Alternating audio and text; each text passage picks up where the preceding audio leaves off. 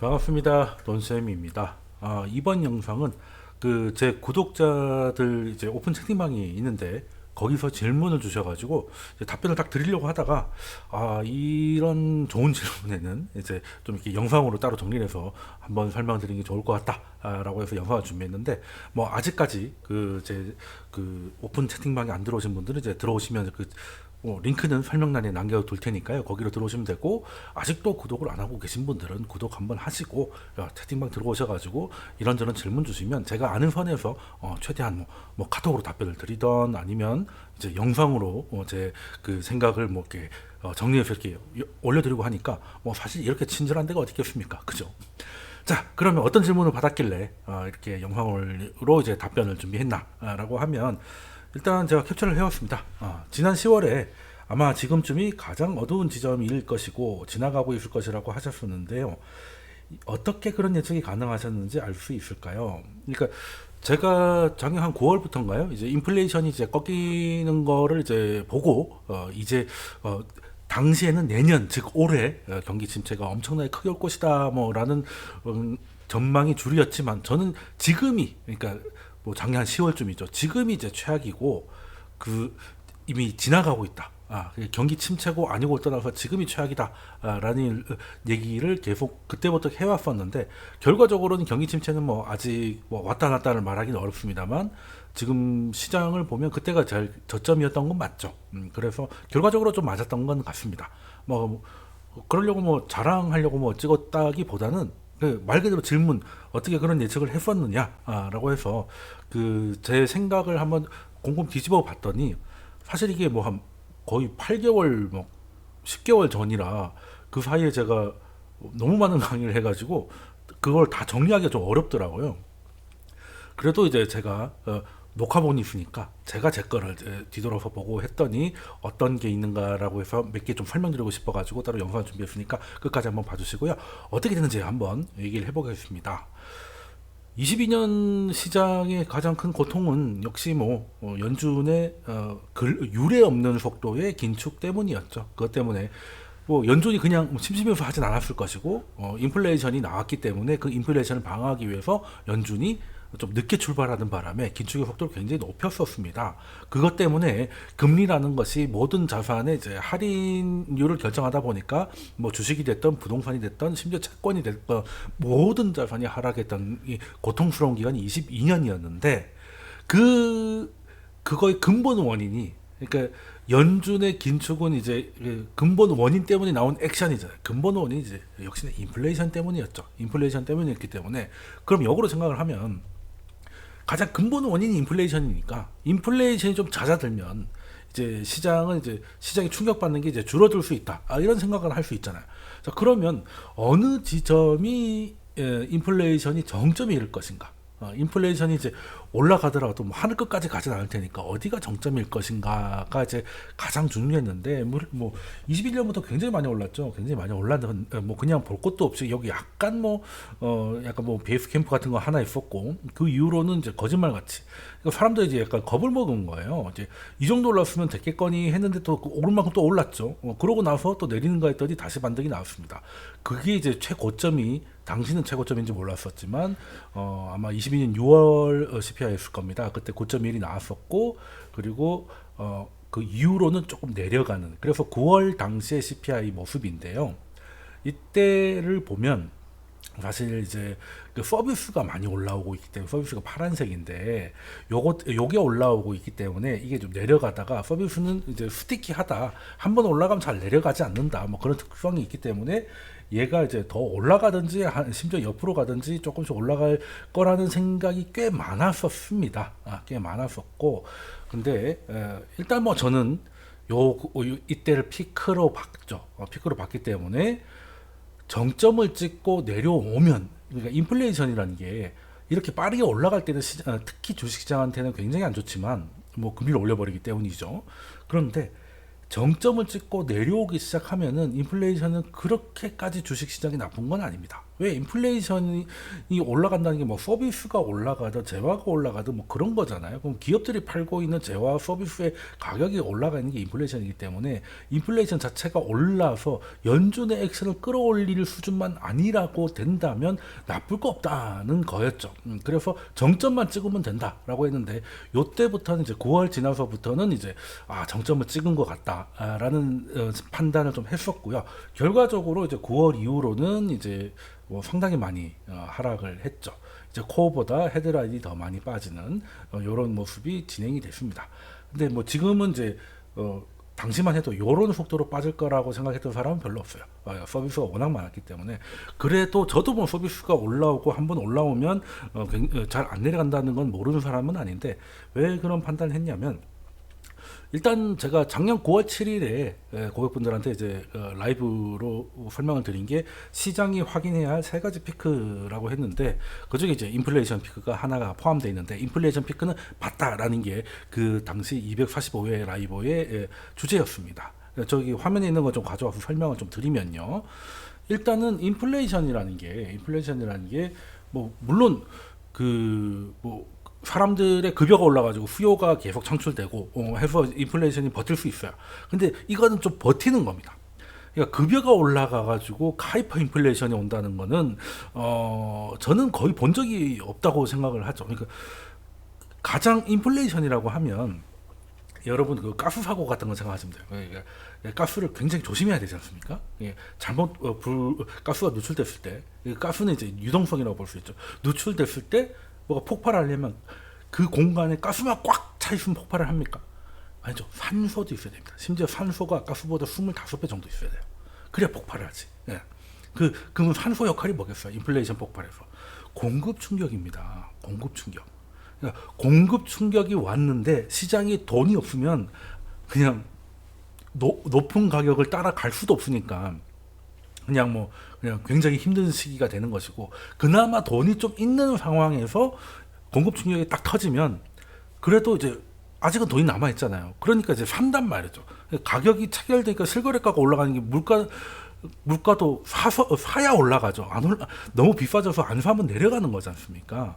그래서 사실은 그 가장 중요한 거는 공급 충격이 진짜 제대로 된 하이퍼 인플레이션은 견인을 하거든요. 수요는 그걸 얼마나 좀 내려오는 속도를 좀 영향을 주는 것이지. 그래서 서비스 이런 것들은 좀 그것만으로 계속 간다고 하기에는 저는 조금 좀 너무 나이브한 생각이 아닌가라고 생각을 해서 공급 문제 가장 첫 번째가 중고차 가격이었잖아요. 중고차 가격. 그 중고차 가격이 먼저 내려가고 메나임 지수 아시죠?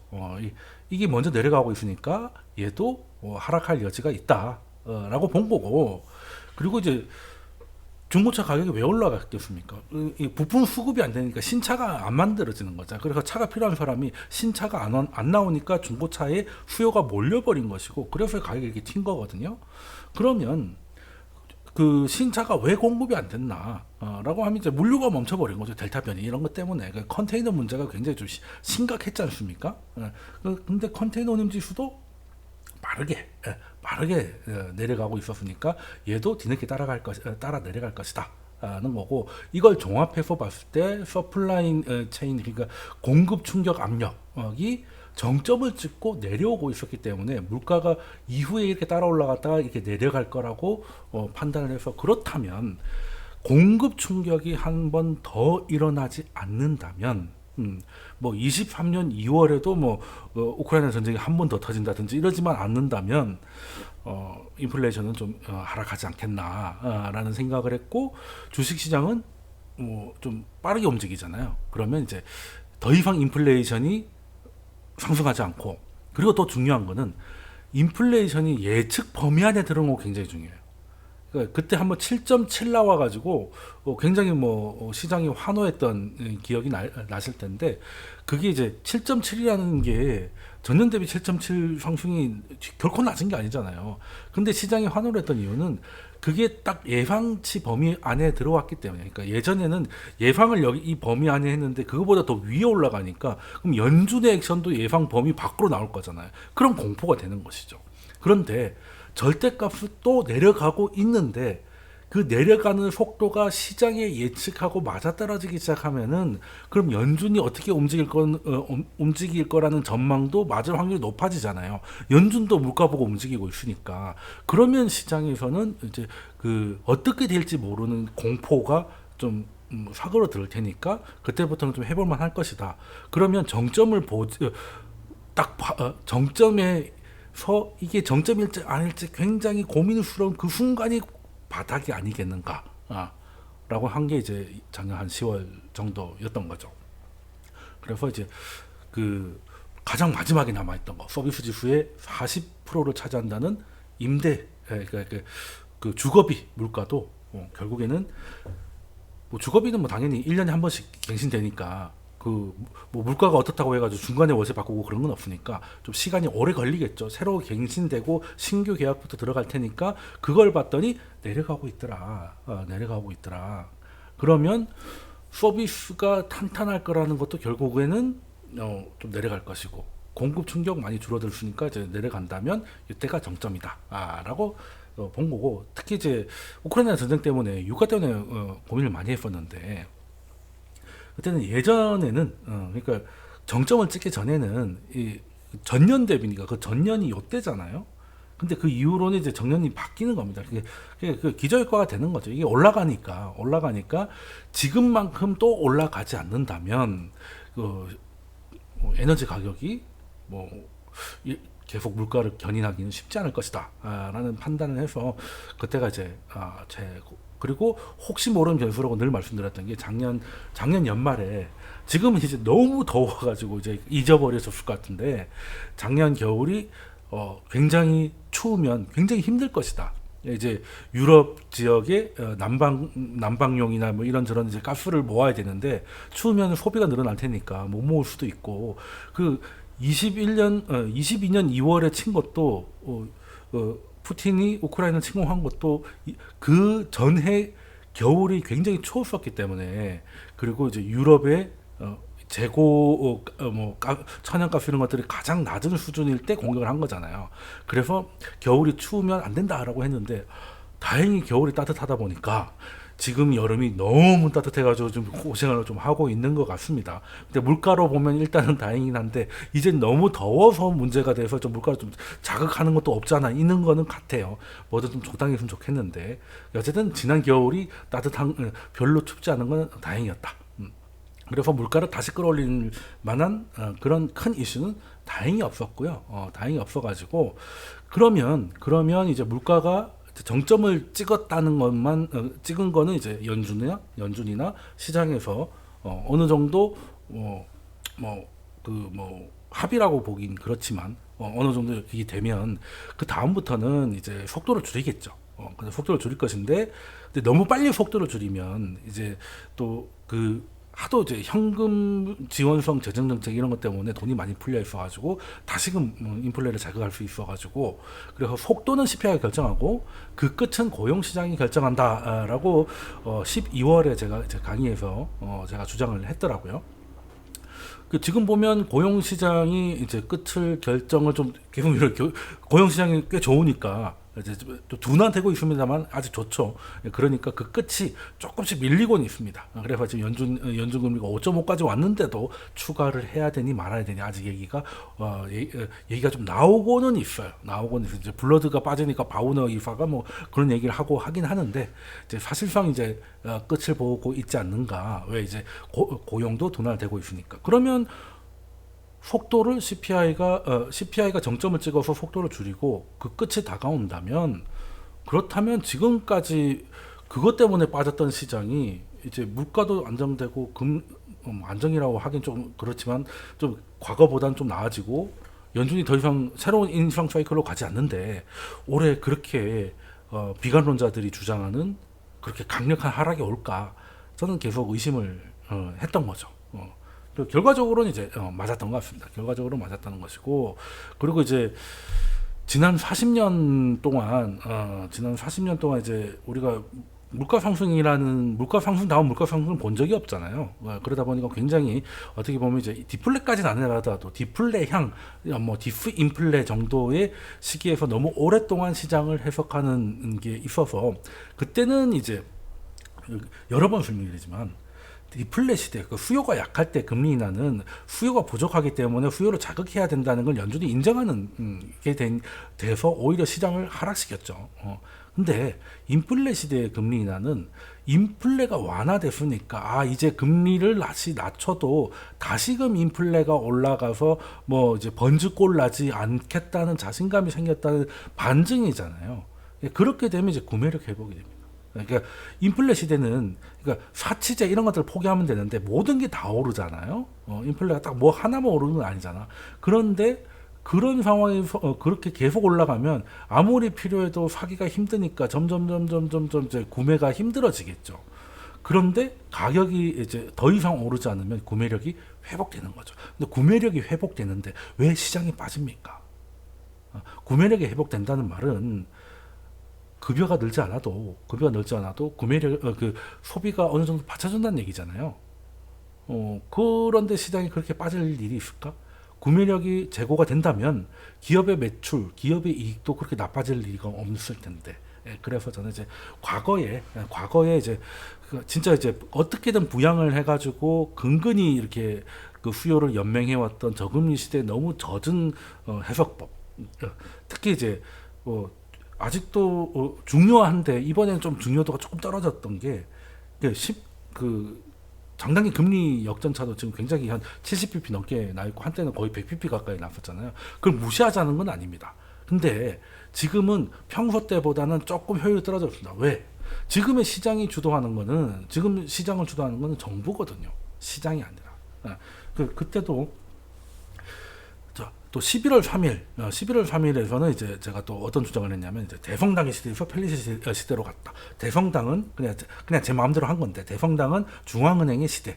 저금리로 어떻게 수요를 자극하고 그리고 세계화에서 어떻게든 공급을 늘려서 가격을 떨어뜨려서 이걸로 수요를 창출해서 만들어가는 약간 이렇게 그 신자유주의, 자유무역 그리고 중앙은행의 시대였다면.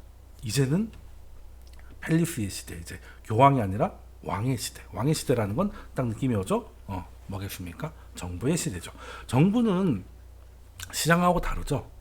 그러니까 이제 그 시장이 웬만하면 효율적인데 시장의 한계가 분명히 있으니까 그걸 또 복지가 또 해야 되는 것이고 그게 이제 정부 역할인 것이잖아요. 그렇다면 지금은 정부가 뭐 안보가 됐든 어떤 논리가 돼가지고 뭔가 시작을 할 때 시장에 맡겼으면 되지 않았을 일들이 벌어지고 있단 말이에요. 뭐 지금 뭐 글로벌 공급망 재편이라든지 이런 것들이 앞으로 주도할 것이기 때문에 과거처럼 그냥 단순히 장단기 금리가 역전되어 있는 상태라서 민간의 자금 유통 속도가 좀 떨어지고 이런 것들이 바로 타격을 입히기보다는 그게 타격을 입히고 있는데 정부 직출이 그걸 좀 막아주고 있어서 상쇄되고 있어가지고 그 원래대로라면 침체가 와야 되는 게 좀 어떻게 좀 밀려나가고 있거나 아니면 굉장히 약화되고 있거나 상쇄되고 있는 거 아닌가는 생각을 이제 작년 11월 정도에 주장을 했으면 벌써 한 9개월 가까이 됐네요. 9개월 가까이 됐고, 그래서 결과적으로 결과적으로 다 맞긴 했습니다. 물가는 정점을 찍었고, 서비스 물가도 이렇게, 그리고 연준은 이제 더 이상 가기는 쉽지 않은 상황이고, 더 이상 간다 하더라도 0.25에서 0.5로 올리는 거는 25bp 올리는 건 똑같지만 사실상 전월 대비 100% 오른 거잖아요. 25가 50이 된 거니까. 근데 525에서 550이 된다는 거는 같은 25라고 해도 느낌이 조금 다른 거죠. 제가 늘 말씀드리지만 3살짜리가 1살 먹는 거랑 여든 되신 분이 1살 더 먹는 거랑은 이제 체감 차이가 틀리다. 그래서 이제 제로금리에서 올라올 때하고 지금은 좀 다르다라는 말씀을 이제 여러 번 드린 기억이 나고, 그리고 앞으로는 비효율적이지만 정부가 꽤 많은 걸 주도할 것이다. 그렇기 때문에 사실은 침체가 왔어야 되는데, 그러니까 침체를 주장하신 분들이 하나 간과한 게 있는 거죠. 인플레 시대에는 또 다르다는 것과 또 지금은 또 정부가 뭔가를 주도하는 곳이 많다라는 것이죠. 이런 것들은 사실 미국에다가 공장 짓고 하는 게 신자유주의나 뭐 이런 시장 중심으로 생각을 하면 맞지 않는 거잖아요. 오히려 미국에서 빼내야지. 근데 지금 그런 일이 벌어지고 있습니다. 정부가 주도를 하고 있으니까. 근데 어찌됐든 정부가 했든 누가 했든 어찌됐든 성장은 나오는 거잖아요. 나중에 어찌 될지언정. 그래서 이제 그게 방세가 된 거고. 그리고 또 중요한 게 심리죠. 당시만 하더라도 이게 당시에 이제 그 3프로 TV 동영상 탭 캡처한 걸 제가 가지고 왔는데 지금하고 다르죠. 뭐 이거 이미 8개월 전 거니까 그때만 해도 제가 좀 이게 조회수가 좀 높은 것들은 이제 뭐 표시를 해가지고 제목이나 썸네일을 봤는데 비관일색입니다. 그냥 내년에는 그냥 경기 침체가 오는 게 그냥 기정사실처럼 받아들여지고 아니라는 주장을 하는 것보다 큰 게 온다, 큰 하락이 온다고 하는 주장을 하는 영상이 같은 채널에서도 거의 5배 이상의 조회수 차이를 보이더라고요. 그러면 시장의 뷰가 한쪽으로 급격하게 쏠려 있거든요. 보통 그러면 결국은 거기로 가더라도 단기적으로는 뒤통수로 치고 가잖아요. 예, 그건 많이 경험을 해보셨을 겁니다. 예, 그래서 요때 심리도 마찬가지였다. 심리도 너무 기정사실화하고 있어가지고 경기에 대해서 자신감을 보이는 데가 아무도 없었기 때문에 사실 다 이제 그냥 주식시장에서 매수를 안 하는 걸 떠나서 오히려 인버스나 뭐 이런 것들을 하는 것들이 더 유행이었고 그리고 또 굉장히 많았던 게 뭡니까? 좀 여기 나오는 유명하신 분들도 굉장히 많이 주장을 하셨던 게 채권 사라였잖아요. 경기가 좋을 것 같으면 채권 사라고 왜 얘기하겠어요. 그러니까 앞으로 경기 침체가 오고 그래서 금리 인하를 나서야 될 거니까 그러면 이제 뭐 금리가 인하가 되면 채권의 평가 이익은 자본 차익으로 수익을 날 거니까 채권을 사라. 라고 이제 말씀하시고 강의에서도 채권 사라고 하는 게 좀 굉장히 좀 폼도 나고 하다 보니까 채권 사라는 얘기가 굉장히 많았고 얼마 전까지도 그랬죠. 근데 또 최근에 오다 보니까 또 시장이 또 많이 오르니까 이제는 뭐 골디락스 얘기 나오고 이제 그 모건 스탠리에서 이제 윌슨 같은 경우는 이제 가장 강성 비관론자였죠. 그랬는데 적어도 올해는 경기 침체를 예상하지 않는다. 그리고 내년에 온다 하더라도 좀 약할 것이다. 어떻게 보면 이제 가장 강성 곰이 항복을 한 거죠. 근데 곰이 항복을 하고 나니까 또 시장이 좀 흔들려요. 예, 그런 것이죠. 그러니까 그만큼 많이 올랐다는 것이죠. 물론 뭐 폴림 때문에 오른 건 있겠습니다만 그만큼 올랐기 때문에 이제는 또 잠깐 단기 과열을 조금 시킬 상황이 좀 된 거는 같아요. 그랬지만 이제 그래서 좀 심리는 좀 자주 보셔야 되고 저는 이제 이런 거 그리고 내용은 솔직히 다 보기가 좀 어려운 것 같고 긍정 그리고 부정 을 봤을 때 어느 정도 조회수가 나오는지 뭐 이런 것들 해가지고 대강 이제 그 심리를 파악하는데 꽤 요긴했던 것 같습니다. 꽤 요긴했던 것 같아요. 근데 그때는 이례적으로 5배 이상으로 비관론자가 우세를 했고 그리고 이제 좀 긍정론을 얘기하신 분들 들어가 보면 댓글 분위기가 뭐 별로 좋지 않았습니다. 별로 좋지 않았고 그 비관론자들 얘기하면 전부 다 뭐 인버스와 채권을 이제 장기채 세배 레버리지를 이제 TMF 같은 거는 이제 풀로 채우고 있다는 분들의 댓글도 많이 보여요. 그렇게 되면 조금 이거는 너무 한쪽으로 몰렸다라고 생각을 할 수가 있을 텐데, 근데 참 올해는 재밌는 게요. 올해가 오기 전에는 침체가 온다. 경착륙 할 것이다. 아니다. 뭐 그 정도는 아닐 것이다. 뭐 연착륙을 할 것이다. 아니다. 착륙 자체를 안 할 것이다. 노랜딩을 할 것이다. 이렇게 저렇게 싸웠는데 결론은 지금 이제 하반기가 시작돼서 이제 8월 7일 정도 됐는데 지금 와놓고 보면 그냥 뭐 착륙은 뭐 모르겠고 경착륙을 했는지 연착륙을 했는지 착륙을 안 했는지 모르겠고 오로지 폴림만 나와 있습니다. 미국도 마찬가지고 우리는 거의 이거 폴림에서 광기로 넘어가 있죠.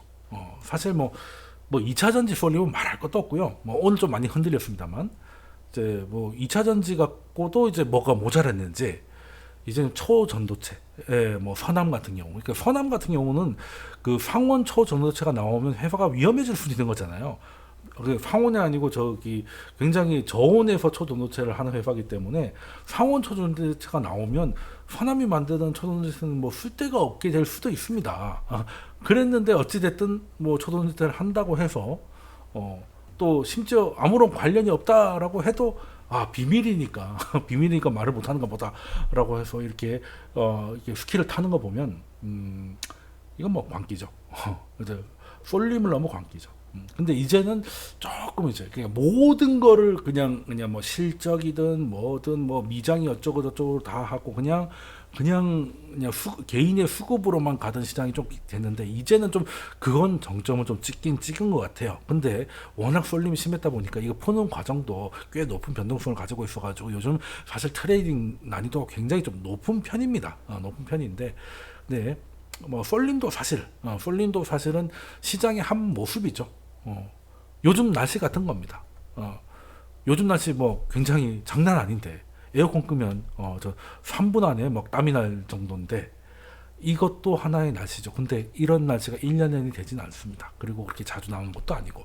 그래서 좀 점점 이것도 이제 정점 찍고 돌아오겠죠. 시장도 지금 약간 이제 2차 전지나 뭐 이런 조금 너무 이제 달렸던 그 외에서 실적에 좀 반응을 한다던가 이런 움직임들이 조금씩 관찰이 되면서 이제 과한 쏠림은 이제 조금씩 이제 완화되고 있는데 그 완화의 과정이 좀 덜컹거리고 있지 않나라고 생각을 하고, 그래서 그냥 정리해서 말씀드리면 올해는 하락이냐 상방이냐 이거 갖고 싸웠는데 결론은 그 시장의 방향은 의미 없이 어떤 종목을 언제 샀느냐 요거밖에 없는 쏠림 시장이 연출됐다. 그럼 이제 또 쏠림을 디폴트로 생각하고 거기에 또 모든 사람이 또 들어오면 또 갑자기 또 정상적인 시장이 될 수도 있겠죠.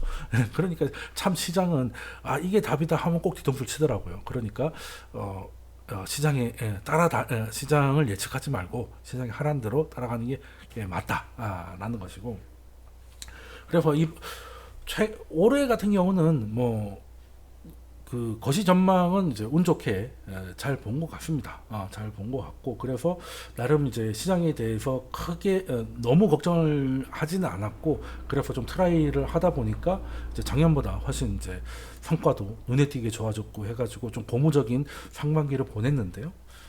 근데 이게 좀 사람이 맞을 때도 있고 틀릴 때도 있고 할 수밖에 없잖아요. 저는 뭐 고사하고 그 누구가 계속 맞추겠습니까? 저도 주식으로 밥 먹고 뭐 주식을 뭐 제대로 해본 지 한 20년 가까이 됐는데 계속 틀리는 사람은 많이 봤어도 계속 맞는 사람은 단 한 명도 본 적이 없습니다. 그냥 한 방향만 계속 얘기하다가 그 방향이 되면 그냥 맞았다고 주목을 받았다가 또 이제 다른 방향이 되면 다른 방향을 얘기하다가 또 맞았던 사람 주목을 받는 그런 거지, 계속 그때그때 맞춰가지고 움직였던 사람은 본 적이 없습니다. 본 적이 없고요. 그래서 버핏 같은 경우는 뭐 아예 전망 자체를 잘 안 하죠. 잘 안 하고. 그래서 사실 계속 맞추면 좋죠. 기분도 좋고 수익도 나니까. 그리고 우쭐우쭐하고 막 입이 근질근질합니다. 어디가 자랑하고 싶고. 근데 또 이제 그런 마음이 들면 이제는 틀릴 가능성이 높아진 거죠. 팁을 드리면 좀 이게 최근에 잘 봤다고 해서 유튜브에서도 유명하고 막 여기저기 이제 자기 채널 아닌 데서도 막 여기저기 얼굴을 내비치고 하시는 분들이 꼭 있습니다. 근데 그분들이 책을 쓰고 좀 더 그 책 때문에 좀 더 활동을 하시게 되면 그분이 하셨던 방향은 이제 사실상 거의 마무리 단계라고 보면 거의 틀림이 없더라고요. 거의 그럴 수밖에 없습니다. 시장이 이제 계속 한 방향으로 갈 수는 없는데 그 부분 이렇게 왔다 갔다 하는 그 방향 중에서 한 방향을 맞췄었기 때문에 그게 계속 부각이 되고, 그리고 책이라는 게 오늘 준비해서 내일 나오는 게 아니잖아요. 그러면 이제 그 사이사이 그 시간 텀 뭐 이런 것들 때문에 이제는 이제 정점을 찍고 내려올 때 오히려 더 많은 활동을 하게 되는 약간 시차가 존재를 합니다. 그래서 뭐 무슨 방꿀이니 무슨 약간 이렇게 조롱 아닌 조롱을 좀 받을 수밖에 없는 게 좀 전문가들의 운명이기도 하거든요. 근데 이제 우리는 이제 하루 이틀 본 건 아니니까 그런 노하우로 보면 누군가가 시장을 참 지금까지 굉장히 잘 봤는데 요즘 또 책을 내고 활동이 좀 부쩍 늘어났다라고 하면 이제는 약간 의심을 할 때가 됐습니다. 이제 그러다가 이제 다시금 또 그분도 뷰를 바꾸고 하면 이제 따라가면 좋을 것 같고, 그래서 이제 어찌됐든 간에 뭐 계속 맞춘다는 건 이제 불가능한 것이죠. 그래서 저희가 추구하는 건 이제 맞았을 때 수익을 좀 많이 내고 틀리면 좀 적게 잃는 방법이 뭘까, 그걸 고민하고 가다듬어야지 주식시장에 올해 참전하면서 지속 가능성도 높아지고 오래 살아남아야 수익도 남는 거니까 좀 그런 전술로 가야지. 어떻게 하면 맞출까? 물론 그래서 내가 이걸 봐야지 저걸 봐야지 저것도 챙기고 저것도 그럼 진짜 챙기가 진짜 많아요. 그리고 이제 그리고 그 뭐라고 해야 되나, 공부를 하면서 약간 뒤 따라가면서 공부를 하기 때문에 지금 이게 중요한데 이게 뭐 예를 들어 굉장히 중요한 지표다. 아 여기서 시그널을 줬었다. 근데 다음 사이클 때 이게 시그널 주는 경우는 거의 없습니다. 주도주도 마찬가지죠. 한번 주도를 했다가 시장이 한번 하락을 하고 다시 시작할 때 지난 주도주가 또 가는 경우는 별로 없어요. 그래서 매크로 지표도 마찬가지예요.